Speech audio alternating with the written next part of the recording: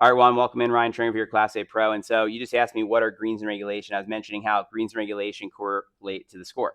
So what's happening basically is a green in regulation on a par 3 would be, so if we go par 3 in golf, a green in regulation would be you hitting it from the tee onto the green in 1.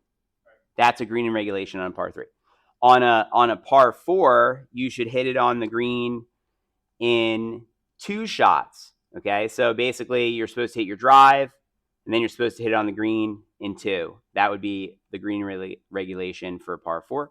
And then a par 5, you get to hit it on the green in 3 shots. So you're supposed to hit 1, 2, and then, or wait, that's backwards. 1, 2, and then 3 on the green, because it's assumed that at the worst you're going to 2-putt to get your par, right?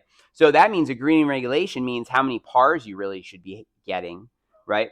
When you're trying to break 80, you need to hit at least 12 greens in regulation, because that means that you have 12 pars, and the other 6 holes you made bogey.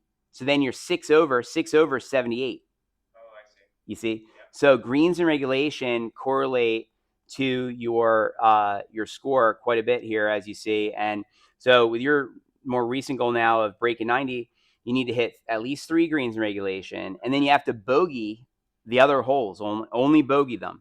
Right. So that means that 15 bogeys and 3 pars, that's 15 over par, which is 87, Gotcha.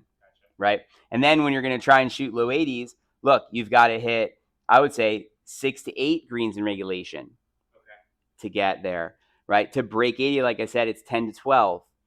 To break 75, you got to hit 14 to 16 usually. I would say this is a low estimate here. I generally tell students that you need to hit, 14 to 16 greens in regulation to be able to shoot these scores. They're saying 12 is enough. I don't think so. I think that puts too much pressure on your short game. So I hope that helps you understand greens and reg. So think of that. Now, if you're aiming for greens and regulation, also, you shouldn't be flag hunting. You need to know what the yardage is to the center of the green. That's your largest target.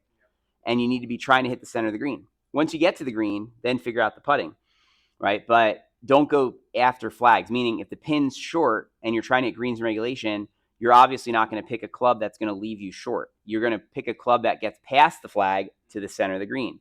You see, and so you have to think of it differently.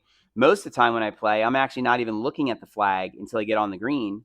I mean, I'm seeing it from where I'm standing in the fairway, but I'm looking at a spot in the center of the green that I'm aiming for that's on the safe side of the flag. You see what I'm saying?